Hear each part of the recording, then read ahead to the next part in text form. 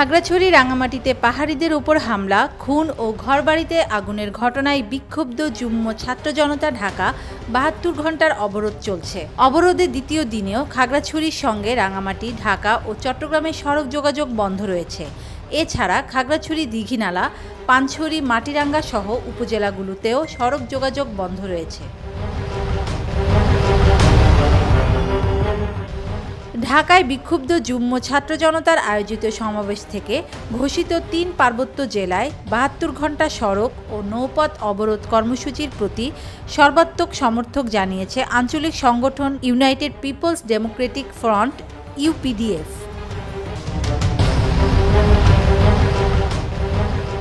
রোববার সকালে খাগড়াছড়ি সাজেক সড়ক, পানছড়ি, রামগড় সড়কে টায়ার জ্বালিয়ে বিক্ষোভ করেন অবরোধকারীরা। তবে অবরোধকে কেন্দ্র করে এখনও কোথাও কোনো সহিংসতার ঘটনা ঘটেনি। খাগড়াছড়ি পুলিশ সুপার মোহাম্মদ আরেফিন জুয়েল বলেন, সহিংসতা এড়াতে নিরাপত্তা জোরদার করা হয়েছে। শহরে সেনাবাহিনী, বিজিবি ও পুলিশের টহল জোরদার করা হয়েছে। এদিকে চলমান অবরোধের কারণে সাজেক ভ্যালিতে আটকে পড়েছেন অন্তত ১,৫০০ পর্যটক।